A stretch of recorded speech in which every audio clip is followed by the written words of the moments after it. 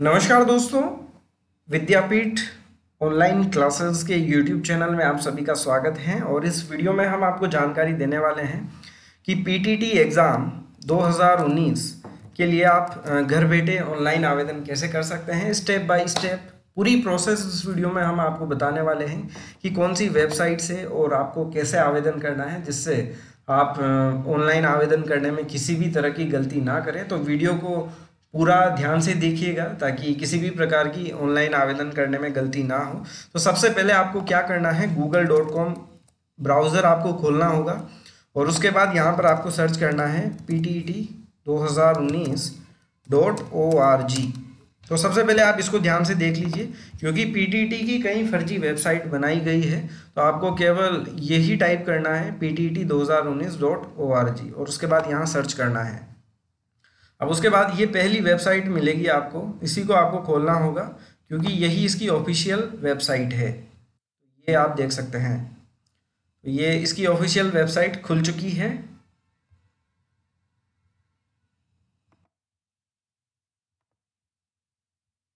कि इसकी ऑफिशियल जो वेबसाइट है वो ओपन हो चुकी है। तो यहाँ आप देख लीजिए, इसकी ऑफिशियल वेबसाइट ओपन हो चुकी है। यहाँ पर ये देखिए आप, गवर्नमेंट डूंगर कॉलेज बीकानेर, जो कि इस साल पीटीटी की एग्ज़ाम की जिम्मेदारी इसको दी गई है। पहले ये एग्ज़ाम एमडीएस लेता था। अब यहाँ आप देखिए, जो भी विद्यार्थी बीएड करना चाहता है, बीएड इस साल भी 2 साल, हाँ, 2 वर्ष की भी है और 4 साल का इंटीग्रेटेड कोर्स भी इस साल रहेगा। तो 2 साल की भी बीएड रहेगी और 4 साल की भी। अब यहाँ आप देखिए, अगर आपको 2 साल वाले कोर्स के लिए अप्लाई करना है तो यहाँ पर आप देखिए पीटीटी 2019 2 ईयर कोर्स, तो यहाँ से इसका एप्लीकेशन फॉर्म भरेगा सबसे पहली बात। और अगर आपको 4 साल वाले कोर्स के लिए अप्लाई करना है, जो कि है बीए बीएड और बीएससी बीएड 2019, तो उसका फॉर्म यहाँ से फिल होगा। तो ये दोनों में डिफरेंस आप समझ लीजिए पहले। हालांकि पहले हमने आपको पीटीटी के एग्ज़ाम के बारे में विस्तार से जानकारी दी है कि 2 साल का बीएड कौन कर सकता है, 4 साल का कौन कर सकता है, उसके बारे में हमने ऑलरेडी आपको पहले इसके बारे में अच्छे से एक्सप्लेन कर दिया है। तो यहाँ आप देखिए, date of online application form की डेट है 14 फरवरी 2019, इसके आवेदन स्टार्ट है। लास्ट डेट रहेगी 18 मार्च 2019 और इसके बाद एग्ज़ाम की जो डेट रहेगी वो 12 मई 2019 रहेगी। और इसी के साथ पीटीटी के सिलेबस, एग्जाम पैटर्न के बारे में सब कुछ जानकारी आपको दी जाएगी। तो चैनल को आप सब्सक्राइब जरूर कर लें। आगे इस चैनल पर आपको पीटीटी एग्जाम को लेकर कई वीडियोस आपको मिलने वाले हैं, जिनमें हम आपको जानकारी देंगे कि एग्ज़ाम के लिए कौन कौन से बातें आपके लिए जानना जरूरी है, जिससे आप अपना एग्ज़ाम में अच्छा स्कोर बना सके। फिलहाल आवेदन की प्रोसेस आपको बताते हैं। वीडियो थोड़ा लंबा बनेगा लेकिन सारी जानकारी आपको समझ में आएगी, तो वीडियो को आप ध्यान से देखें ताकि फॉर्म भरने में किसी प्रकार की गलती आप ना करें, वरना आपका फॉर्म रिजेक्ट हो सकता है। तो सभी बातों को ध्यान से समझते हुए वीडियो को वॉच करें। तो सबसे पहले हम बात कर लेते हैं, हम 2 साल वाले फॉर्म की बात करते हैं। जिन विद्यार्थियों ने ग्रेजुएशन कर लिया है या स्नातक या पीजी, जिन्होंने पोस्ट ग्रेजुएशन कर रखा है, वो अगर बीएड करना चाहते हैं तो उनको 2 साल का कोर्स इसमें करना होगा। तो 2 साल के लिए यहाँ आप देखिए, fill exam form, fill application form. सबसे पहले आप यहाँ आपको क्लिक करना होगा। तो यहाँ हम क्लिक कर देते हैं तो कुछ इस प्रकार की विंडो ओपन होगी। ये आप देखिए, ये पहला स्टेप है आपका। अब सबसे पहले आपको यहाँ नेम ऑफ कैंडिडेट, सबसे पहले यहाँ आपको नाम टाइप करना है। अब हम कोई सा भी एक नाम ले लेते हैं, जैसे हम नाम ले लेते हैं राम शर्मा। हमने राम शर्मा, किसी भी एक विद्यार्थी का उदाहरण के लिए हम नाम लिखते हैं। इसके फादर्स का नेम हम लिखेंगे, तो यहाँ फादर का नेम आप लिख दीजिए, कुछ भी लिख दीजिए, जैसे मोहन शर्मा जी लिख दीजिए। फादर्स नेम लिख दिया। यहाँ पर हमें फिर डेट ऑफ बर्थ लिखनी होगी। जो भी आप आवेदन करना चाहें, आप अपना नाम, फादर्स नेम इसी तरह से लिखें। यहाँ हम डेट ऑफ बर्थ ले लेते हैं, जैसे 1 जनवरी 1990 डेट ऑफ बर्थ हम ले लेते हैं उदाहरण के लिए। जो भी आपकी डेट ऑफ बर्थ हो वो आपको यहाँ पर फिल करनी होगी। उसके बाद पेमेंट ऑप्शन यहाँ देखिए, यहाँ पर ये सबसे महत्वपूर्ण बिंदु है पेमेंट के। इसमें ये देखिए 3 तरीके यहाँ दिए गए हैं। Online payment, online ICICI bank और ई मित्र चालान। या तो आप ई मित्र चालान से आप पेमेंट करना चाहते हैं तो इसको सेलेक्ट कर सकते हैं। आपके पास आईसीआईसीआई बैंक का अगर कार्ड है उससे पेमेंट करना चाहते हैं तो आप इसको सिलेक्ट कर लीजिए। या आपके पास और कोई बैंक जैसे बीओबी का हो और भी कोई हो तो ऑनलाइन पेमेंट आप यहाँ सेलेक्ट कर सकते हैं।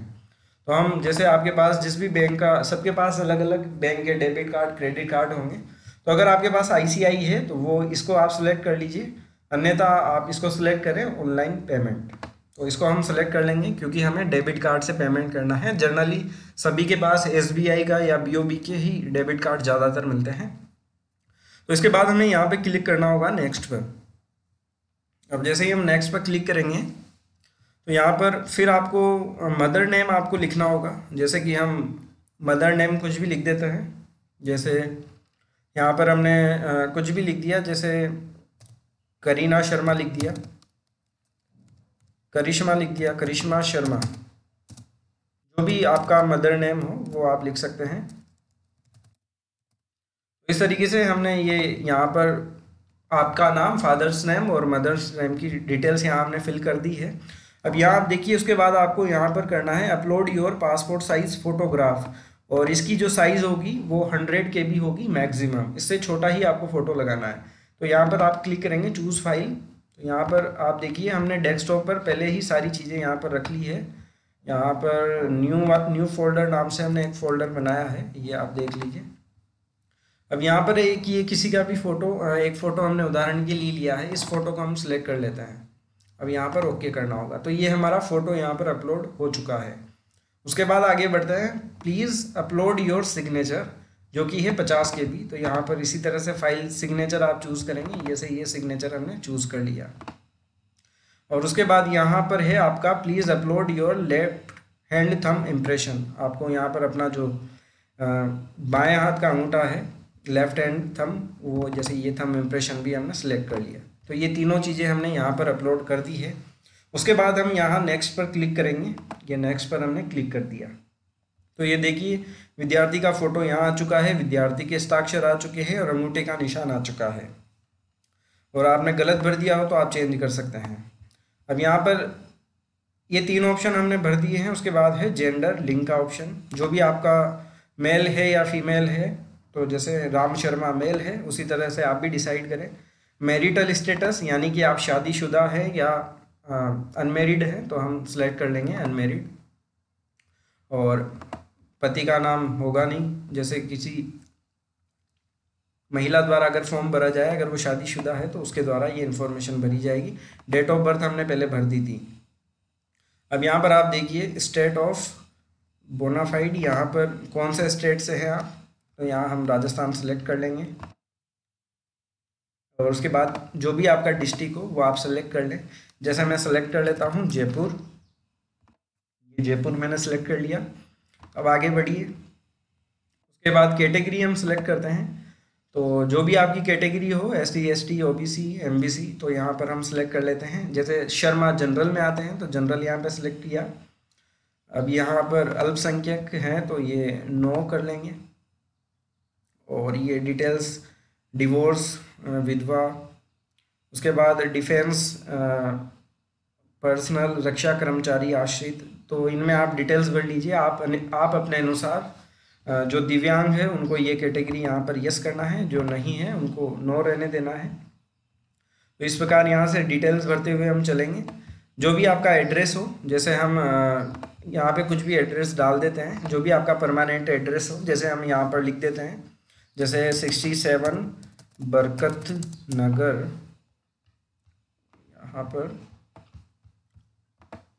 यहाँ पर 67 बरकत नगर जयपुर। यहाँ पर जो भी आपका एड्रेस हो, बरकत नगर, फिर यहाँ पर हम डाल देंगे टोंक फाटक जयपुर। ये एड्रेस हमने डाल दिया।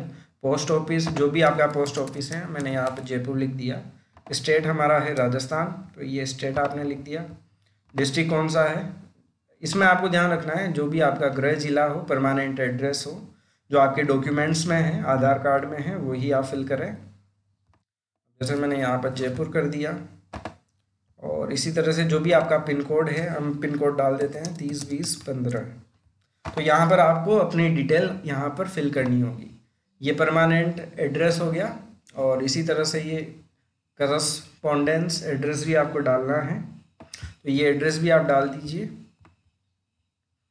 और यहाँ पर आगे आप देखिए, ये एड्रेस भी हम यहाँ से जो भी आपका एड्रेस हो, मैं इसी को कॉपी कर देता हूँ,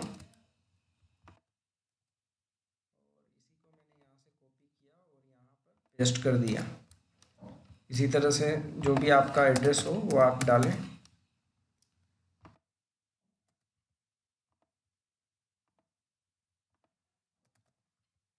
थोड़ा सा आप धैर्य रखें ताकि सारी चीज़ें आपकी अच्छे से क्लियर हो, मैं यही चाहता हूँ। और यहाँ पर 3020, यहाँ से ये फिर उसके बाद आपको ईमेल आईडी आपको यहाँ फिल करनी होगी। जैसे राम शर्मा की हमने बात की, तो राम शर्मा जो भी ईमेल आईडी है राम शर्मा की, आपकी जो भी ईमेल आईडी है उसे आप फिल कर दें। ये मैं एक उदाहरण के लिए आपको समझा रहा हूँ। अब इसके बाद यहाँ पर आपको अपने फ़ोन नंबर भरने होंगे, और यहाँ पर सबसे महत्वपूर्ण बात है ये मोबाइल नंबर। आपको मोबाइल नंबर बिल्कुल सही भरना है, क्योंकि मोबाइल नंबर आपने अगर गलत भर दिया तो सारे अपडेट आपको मोबाइल नंबर पर मैसेज आएंगे कि आपका एग्ज़ाम कब है, एडमिट कार्ड जारी हो गया है। तो मोबाइल नंबर भरने में किसी प्रकार की गलती आपको नहीं करनी है। जैसे हमने यहाँ पर कोई भी मोबाइल नंबर हम भर देते हैं 987654, जो भी आपका मोबाइल नंबर है 10 डिजिट का, वो आप मोबाइल नंबर यहाँ फिल कर दें। और उसके पास अगर आपका कोई बेसिक नंबर है तो वो भी यहाँ आप ऊपर फ़ोन नंबर में डाल सकते हैं। उसके बाद अब यहाँ पे आता है फैकल्टी ऑफ फॉर ग्रेजुएशन, यानी कि आपने ग्रेजुएशन कौन से विषय से किया है, कॉमर्स से किया है, साइंस से किया है या आर्ट से किया है। जैसे हम आर्ट सेलेक्ट कर लेते हैं। अब यहाँ पर सिलेक्ट ग्रेजुएशन क्लास कौन सी है, तो जो भी आपकी क्लास हो वो आप सिलेक्ट कर लें। जैसे मैंने बीए किया है तो मैं बीए कर लेता हूँ यहाँ पर। अब यहाँ पर subject studies eight graduation level, आपने कौन कौन से सब्जेक्ट स्टडी किए हैं तो वो आप यहाँ पर फिल कर दें। आपके पास जो भी सब्जेक्ट हैं वो आप यहाँ फिल करें। जैसे मैंने यहाँ ज्योग्राफी यहाँ सेलेक्ट कर दी।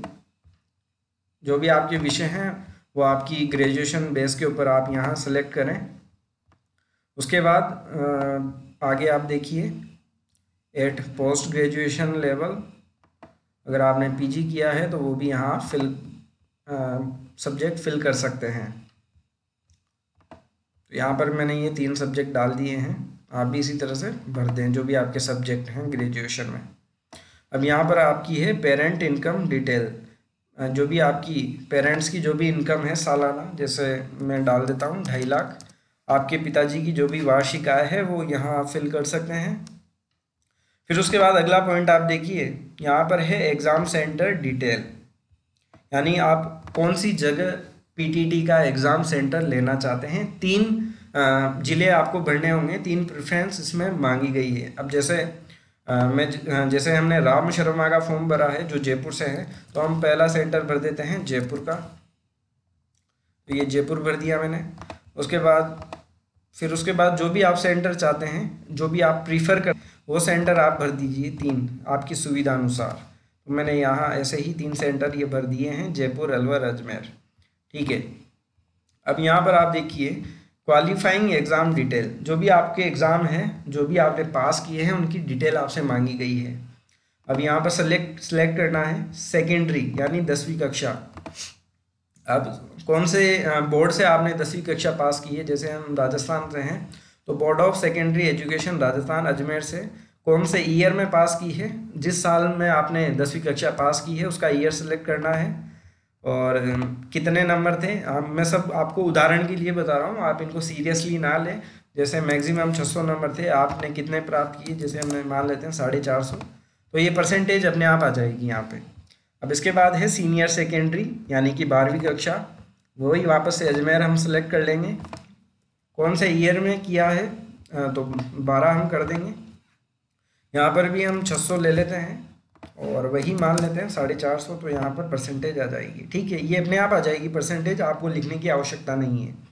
फिर उसके बाद यहाँ पर आता है ग्रेजुएशन, जो कि हमने बीए किया है अब यहाँ पर ये देखिए ग्रेजुएशन स्टेटस। अब देखिए सबसे महत्वपूर्ण बात, जैसा कि मैंने आपको पहले बताया था कि जो एपियरिंग स्टूडेंट हैं जो फाइनल ईयर में हैं वो भी बीएड करना चाहते हैं तो अप्लाई कर सकते हैं, और जिन्होंने कर ली है वो भी अप्लाई कर सकते हैं। तो यहाँ पर आपको ध्यान रखना है सिलेक्ट में ये जो ग्रेजुएशन स्टेटस है, अब यहाँ जैसे इस पर आप क्लिक करेंगे तो एपियरिंग और पास्ट, अगर आप फाइनल ईयर में हैं तो एपियरिंग यहाँ आप सेलेक्ट करें, अगर आपने पास कर ली है तो पास्ट यहाँ पर सिलेक्ट करें। तो हम पास्ट पर सिलेक्ट कर लेते हैं। अब यहाँ पर आप जो भी आपका कोर्स से संबंधित डिटेल है, जैसे हमने बीए किया है, यहाँ पर एक सेकेंड, यहाँ पर हमने ऊपर भी इससे संबंधित जानकारी दी है। फैकल्टी फॉर ग्रेजुएशन बीए हमने सेलेक्ट कर लिया था। अब यहाँ पर आप देखिए, यहाँ पर ग्रेजुएशन पास्ट हमने सेलेक्ट किया, यहाँ पर कोर्स डिटेल बीए यहाँ हम डाल देते हैं। जो भी आपकी यूनिवर्सिटी हो, जैसे मैं यहाँ पर डाल देता हूँ यूनिवर्सिटी ऑफ राजस्थान, जो भी आपकी यूनिवर्सिटी हो, एमडीएस हो, जो भी हो वही फिल करें। कौन से ईयर में किया है वो आप यहाँ पर डाल दें, 15 में। कितने नंबर हैं वही हम मान लेते हैं 600, 450 हमारे आ गए, और परसेंटेज यहाँ पर अपने आप आ जाएगी।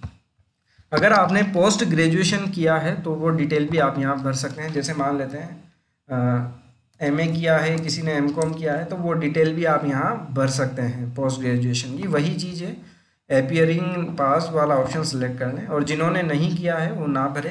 तो ये डिटेल से संबंधित है। अब उसके बाद थोड़ा सा स्क्रॉल डाउन करते हैं। अब यहाँ पर आप देखिए, मैं सत्यापन करती हूँ कि उक्त आवेदन पत्र में अंकित सभी मेरी कथन जानकारी सही है, इसमें मैंने कोई तथ्य नहीं छिपाया है। तो जो भी आपकी सही डिटेल है वो चेक कर लें, और उसके बाद यहाँ इस पर टिक मार्क करें। और ये बात ध्यान रखें आप कि फॉर्म को पूरी सावधानी से भरें, ताकि किसी भी तरह की कोई गलती ना हो। बिल्कुल शांति से आराम से फॉर्म भरें। तो ये सारी डिटेल हमने भर दी, और सब डिटेल चेक करने के बाद यहाँ पर ऑप्शन होगा सेव एंड प्रोसीड। अगर कहीं पे आपको चेंज करना है तो उसको चेंज आप कर सकते हैं। तो यहाँ सेव एंड प्रोसीड पर हम क्लिक करेंगे। तो ये हमने क्लिक किया।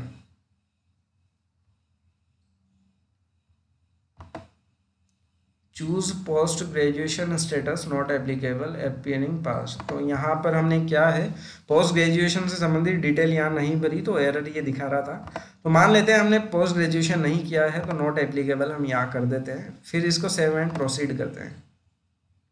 अब यहाँ पे ये दिशा निर्देश दे रहा है कि please verify all information filled by you, if you agree with filled information press verify button, otherwise check filled information again.